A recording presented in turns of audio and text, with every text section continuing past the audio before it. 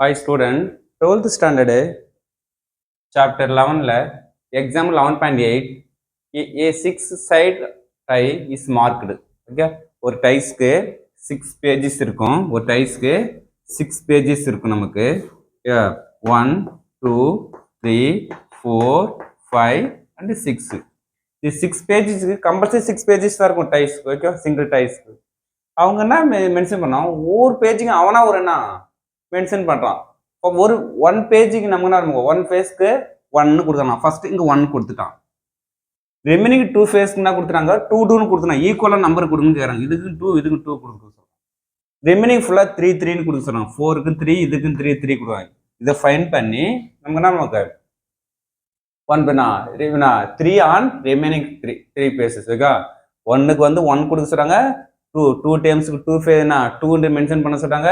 ரிமைனிங்லாம் 3 3 mention பண்ணிட்டு அது roll பண்றாங்க. Okay, twice roll times. X is என்னங்க denote number of total score. X என்ன டினோட் பண்ணாங்க, அதோட ஸ்கோர் நம்பர் டினோட் பண்றாங்க.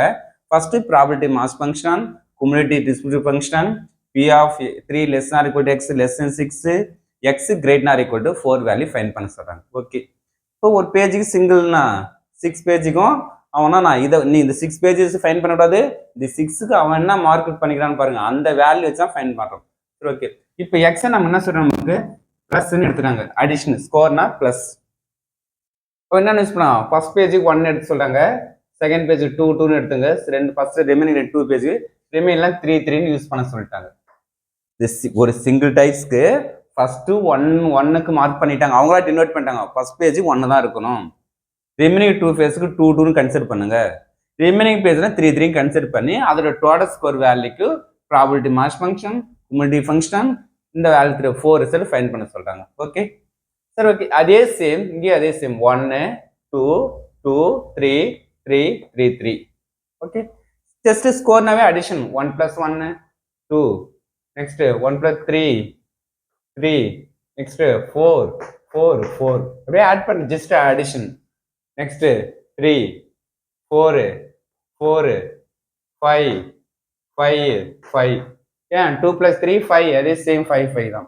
நெக்ஸ்ட் 2 + 1 3 4 4 5 5 5.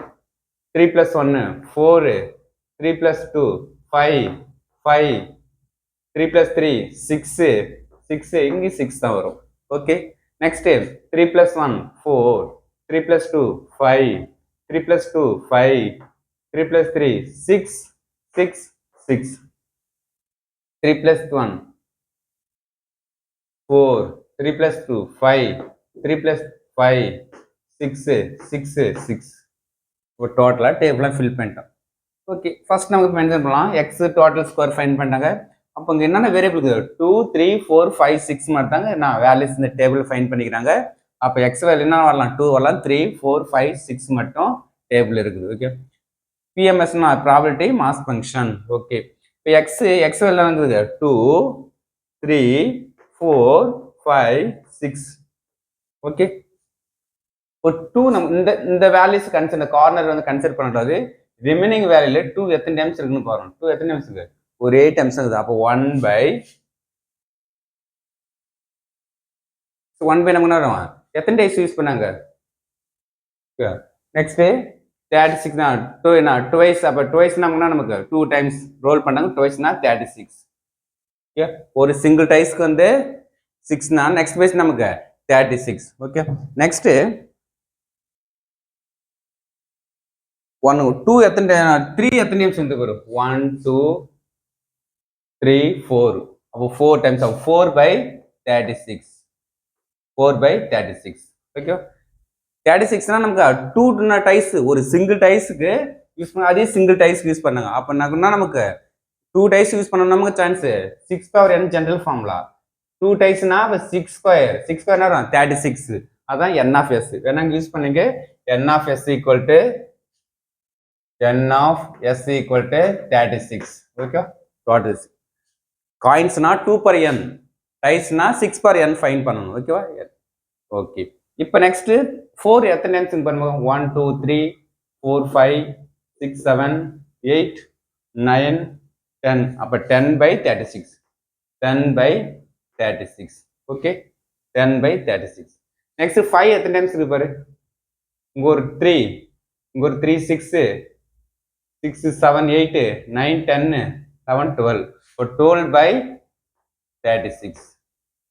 6 எத்தனை டைம்ஸ் இருக்கு பாரு நமக்கு, இல்ல இங்க ஒரு 3 6 9, அப்ப 9 by 36. இதுதான் வரும் ப்ராபபிலிட்டி மாஸ் ஃபங்க்ஷன். அந்த 2 எத்தனை டைம்ஸ், ஒரே ஒரு 2 தான், 1 by 36. 3 எத்தனை டைம்ஸ்னு பாருங்க, ஓகே 4 டைம்ஸ் இருக்கு, 4 by 36. இதான் ப்ராபபிலிட்டி மாஸ் ஃபங்க்ஷன். குமுலேட்டிவ் வேல்யூனா ஜஸ்ட் நமக்கு ஆட் பண்ணி சொல்லணும். ஓகே, அதே நான் 2 value 2 3 4 5 6. Cumulative value first value 1 by 36. Okay, just அப்படியே ஆட் பண்ணி 1 by 36 4 by 36 ஆட் பண்ணா 5 by 36. 5 by 36 10 ஆட் பண்ணா 15 by 36. 15 by 36 ஆட் பண்ணா நமக்கு 12 ஆட் பண்ணா 27 by 36.